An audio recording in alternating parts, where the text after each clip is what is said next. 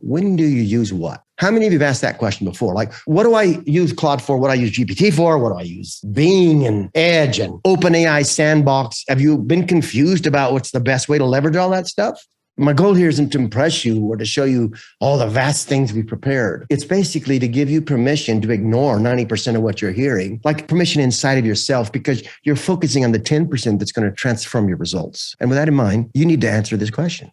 How can I leverage the strengths and weaknesses of each LLM? So I'm going to just make these points. Use MECLABS AI only for the most important work of your message. Leverage the methodology. We are not connected to the net yet. You probably know why. But once you have your research done on the net, you pump it into MECLABS AI and ask a smart question. I'll show you some of that in just a few minutes. Use Bing when you want to research the internet, when you want the power of GPT's logic connected to what you're doing on the internet. Use Claude 2 for a variety of tasks or GPT. Here's the list of tasks. And by the way, this answer came from GPT. Then for those of you that are interested in really knowing the differences, I have put a link to a valuable video. And in that video, and this guy's really good. I like him. His name's Matt Wolf. I'm going to click on this. It's fuzzy, I know. But in the video, you can see it. And I want you to notice the comparison. Just look at the second line, GPT 3.5, there's the token limit. And there's 4. Look how low that token limit is. Now look at Claude, 100,000. Do you know how many words that is? That's approximately, here's a rule of thumb. This might help some of you, 75,000 words. So let's take Bill Giovanetti. You could put an entire book you've written, Bill, or a course in there, and then do all kinds of analyses. And you couldn't do that with any tool I've shared with you so far because they would not allow us to put in these large amounts of content. Everybody follow the power of that, how that could be helpful? Would you like to see how you might be able to use that tomorrow, today, to make a difference? Isn't that really what we want to do here? Yes? All right, now you'll see another one of my little advanced tips here. I'm not going to read this, but it's here for those of you that want to know. The way I have been discerning what I could expect from these LLMs is to get down to the chip level. And that information is important for those that know why it's important. I want to keep going though. I want to consider 3 ways to use Claude 2 with MECLABS AI. I'm going to do working case studies. And along with the working case studies are prompt kits. And those kits will help you improve your own performance. Are you ready to get started? Okay. Watch what happens here. Okay. My first example is a log analysis. Last week, you were very, very active in chat during the conversation. So here's what we did. We took the entire chat log. Watch now. This is really interesting from last week. Now look at the prompt. Everybody study this prompt. Everybody study it and feel free to steal it. It's not as simple as it looks. The simplicity of the prompt occurred on the other side of complexity. Analyze the following chat log. Identify the top 5 questions. List times where people experience any technical challenges. List the questions or comments that indicated people were positive about. Give me an overall analysis of the sentient. That's a really important thing. Somebody tell me what a sentient analysis is. It tells you whether people are positive or negative. Are they sort of excited and sharing new tools or technical things, or are they getting fed up because it's not delivering what they want? All right. Now, I took a section out of my notes today. My section was new habits you need to develop. The first point was don't search, ask. Did you hear me? Don't search, ask. Asking adds another layer of assistance to your query. Now, I just ask, what is a sentient analysis right now, just for the fun of it? And you're looking as you'll see the engine start to answer this question. And then while it's working on the answer, look at this, folks. Here are the top 5 questions that we received last week. Timestamp, person, and what they ask. Here are the technical challenges that people experienced. I didn't format this. I didn't even make the outline look nice. This is just how it came. I could have had it output at a table. Here are the positive comments. And then I went deeper into the overall analysis. Then I asked, can you identify ways we could improve the experience? This note to the team was to my own team because I shared this with them. I can delete this now. Look at this. This is GPT's recommendation for improving what we did last week. And I got to tell you, it's really good. Are you learning something right now? Is anybody thinking? Are you getting ideas? Somebody tell me the idea for how you might be able to leverage what you're seeing right now. By the way, look at this next question. Here's the next prompt. Prompts are in blue. Can you identify anyone that might need some special help or assistance? Catherine, Toby, Patrick, Nick. Look, these are all based on questions. No obvious red flags, but Jane did proactively reach out to her. It knows Jane from customer support. Look at this. It's talking to me like it's on my team. Now, do you know how Dan asked the top 5 marketing questions? That comes and he writes a blog post after these coaching sessions. How many are familiar with that? Most of you are. So I asked GPT to find the top 5 questions about marketing in the chat log. And then it sort of found the commonality, spelled them all out, and then began to answer them. Did you hear that? It's answering the questions, and they're good answers. Now, this should say two. It can't because I changed something in Notion, which I don't want to spend time doing right now. But do you see how powerful that is? Now, please read this while Dan explains to me what I did and what he's doing right here. Go ahead, Dan. Well, honestly, I was a little offended when I saw Claude's answers. So I just shared in the chat my answers on the blog to those questions. And so people can look and see Claude's answers and my answers and who they prefer. No, so we're going to do a Marketing Sherpa article about prompts, about helpful prompts in your career. So we've gotten like 124 submissions so far and kind of weeding through that to see which actually be most helpful, and also including kind of this prompt stack that Flint did from the webinar chat, which I think was so helpful. So if anyone here has any prompts that they find helpful, or prompt stacks, feel free to email me. I'll put my email address in the chat. You know what the prompts are, kind of why they're helpful to you, how you use them, and maybe we can include you in the article.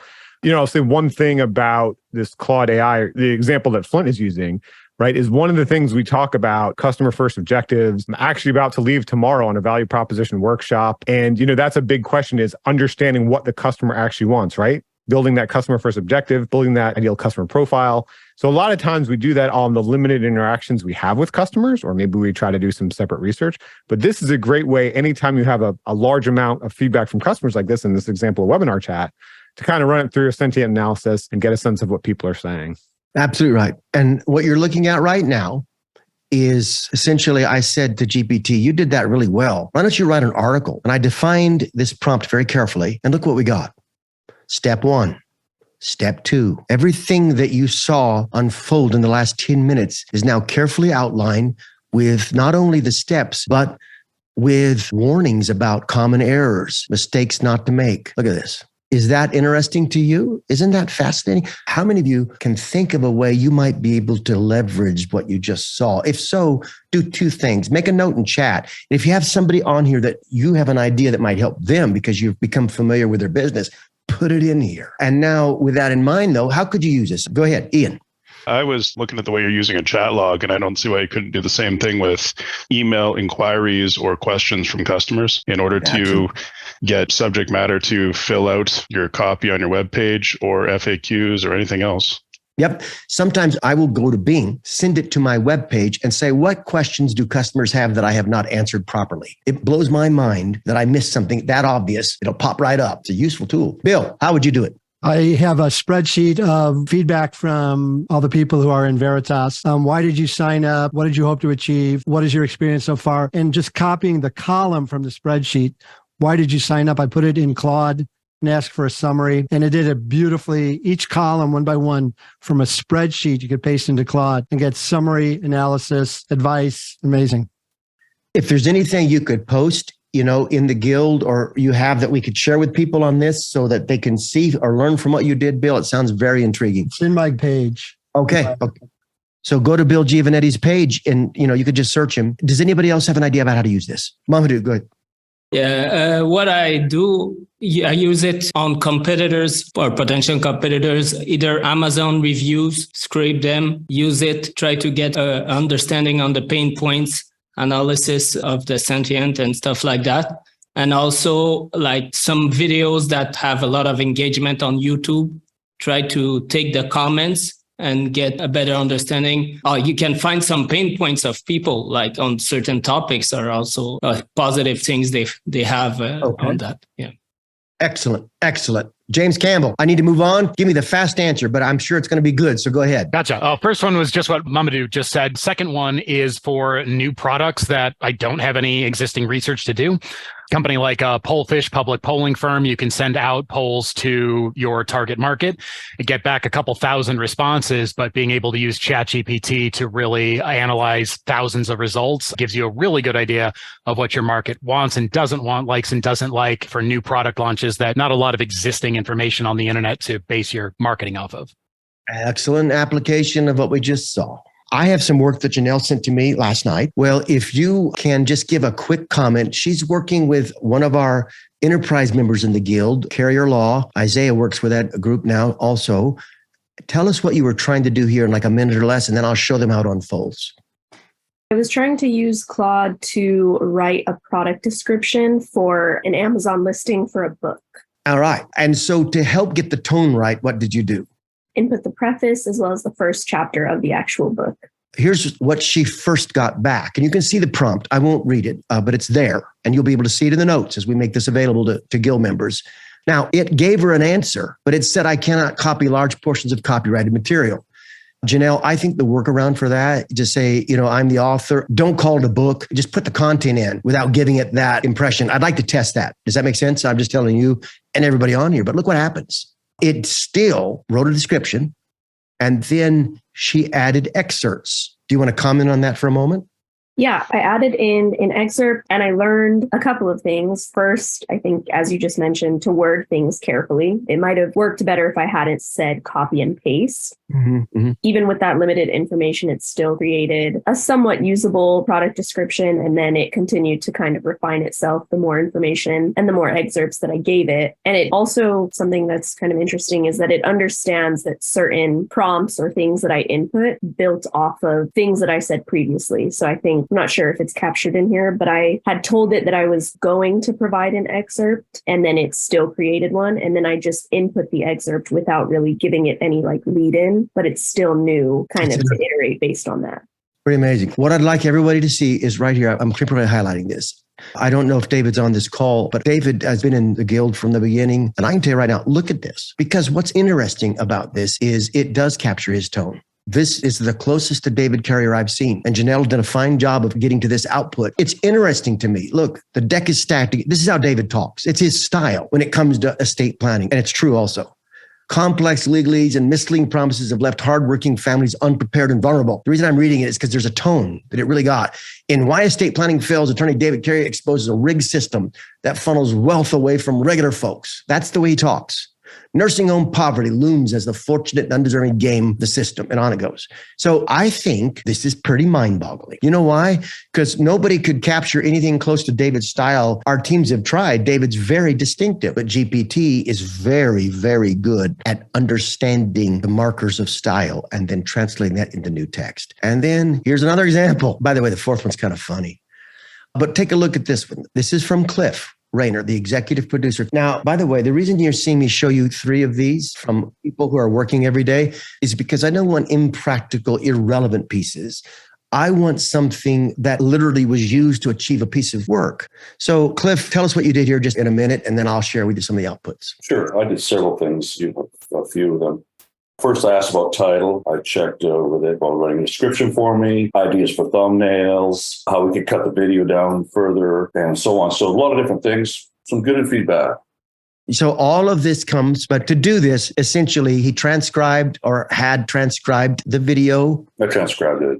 Yep. Dropped it in. And then on the basis of the video's content, titles, and then, an overview of what's happened, summary, things that could potentially be cut or condensed to improve the video for YouTube's algorithm, prune unnecessary off-topic content. Look, here's some recommendations for relevant B-roll footage. I mean, clearly it doesn't fully understand one of our live sessions, but wow. Can anybody see value in this too? Yeah. For those of you that are already involved with media, it'd be really interesting to turn this power, the power of all 3 cases that I just described, on your competitors. There's so much you can learn from doing so. The biggest thing I found is how powerful it is and how strong it is to be able to go out and get the data and feedback about your competitor's offering compared to yours. And we show you how to do that in the value prop piece. I'm going to ask Deanne Beatty, what's the most important thing you've heard so far on this briefing? What I find absolutely amazing and exciting is what Claude 2 adds to what it is that we've already been studying, and to see all of these different analysis and ways to optimize our pages and optimize our content and use them in the various different ways that we need it. Excellent, excellent, excellent. Okay, good. Well, then I just want to share with you this, folks. I really am going to let you see this in the notes without getting into much detail here because I want to maximize our time. But beware of hallucination effect. It's worse in GPT, I think, than in Claude 2. In this case, I asked for the latest news. I got all this news. You see all this news? And then I asked, are you connected to the internet? And I get this dumb answer. No, not really. And in fact, I was trying the internet data up until 2022. So then I asked, well, then where did you get this news? And the response, I made it up. Did you hear that? I made it up. I didn't provide real news. So I generated a hypothetical general response about, do you see what's going on there? That's what you got to watch for.